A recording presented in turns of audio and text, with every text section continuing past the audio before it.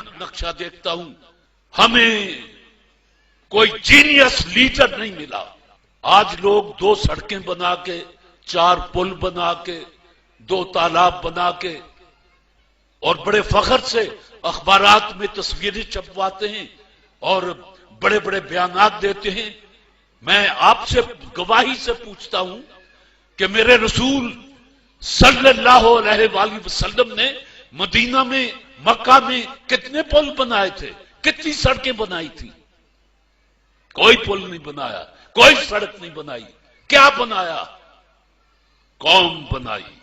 جب قوم بن جاتی ہے پل خود بن جاتے ہیں، سڑکیں خود بن جاتی ہیں. آپ کو پتا ہے کہ اب ایک سازش کے تحت پاکستان کی اسمبلی کا الیکشن کروڑوں روپے کا بنا دیا گیا ہے. جس کی جیب میں کروڑوں ہیں وہ الیکشن لڑ لے. طارق عزیز تو نہیں لڑ سکتا، چاہے ساری عمر گلا پھاڑتا رہے. 5 سال کے بعد یا جب بھی وقت آتا ہے، آدھے ادھر آ جاتے ہیں، آدھے کرسیوں پہ بیٹھ جاتے ہیں اور یہ بے مغز باتوں پر شور مچاتے ہیں. یہ آدھے ادھر والے، اس لیے کہ ان کا کام ہی شور مچانا ہے. ادھر والے تسلی دیتے رہتے ہیں ہار پھول پہن کے کہ اگلے سال ہم یہ کر دیں گے، اس کے اگلے سال یہ کر دیں گے، اور دیکھو ہم نے یہ کیا تھا. گے ہے نہیں کہیں ان کے پاس. یا تو تھا اور ان کی اپنی طرز زندگی. ہائے آج عطا اللہ شاہ بخاری یاد آتا ہے. اس کو جب کہا گیا کہ مسلم لیگ میں آ، اس نے ایک بات کہی، اور درویش کی بات کتنی سچی تھی. اس نے کہا جو لوگ اپنی یہ 2.5 من کی لاش پر اسلام نافذ نہیں کر سکتے، وہ یہ 15 کروڑ انسانوں پر اسلام نافذ کریں گے. یہ عطا اللہ شاہ بخاری مرحوم ملتان میں آسودہ خاک ہیں، یہ ان کا کہا ہوا فکرہ ہے. میرے رسول صلی اللہ علیہ وآلہ وسلم نے ایک ارشاد فرمایا تھا، یہ حدیث نبوی ہے کہ دیکھو اپنے درمیان طبقات پیدا نہ ہونے دینا ورنہ تباہ ہو جاؤ گے. ہم نے لیاقت صاحب اپنے درمیان طبقات پیدا کر لیے.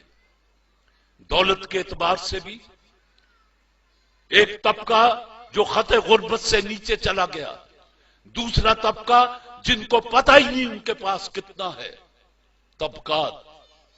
تعلیمی نظام 4-4 5-5 اس 7,96,095 مربع کلومیٹر جس کو پاکستان کہیں، یہاں 5-5 نظام تعلیم چلے. قوم کیسے بنتی؟ وہ یگانگت کیسے آتی؟ وہ یکجہتی کیسے پیدا ہوتی؟ غریب کا بچہ تپڑوں والے اسکول میں اور اس کو ڈیل کرنے والے قصائیوں جیسے چہرے والے ماسٹر، اور بعض ایچسن میں، برن ہال میں، جی سی میں، اور ادھر اسلامیہ اسکول، ادھر مولوی بیٹھا صرف قرآن اور حدیث ناظرہ پڑھا رہا ہے، ترجمہ نہیں بتا رہا، اس کو خود نہیں آتا. یہ زبان سے لا الہ کہہ دینا. اقبال کہتا ہے کچھ نہیں دل و نگاہ مسلمان نہیں تو کچھ بھی نہیں. تو جن کو پتہ ہی نہیں وہ کیا پڑھ رہے ہیں، تو اس سے زیادہ قرآن کی بے حرمتی آپ اور کیا کر سکتے ہیں کہ 5 وقت پڑھتے ہیں. کوئی پوچھے کیا پڑھ کے آیا ہے، آپ کہیں کہ یار قرآن پڑھ کے آیا ہوں.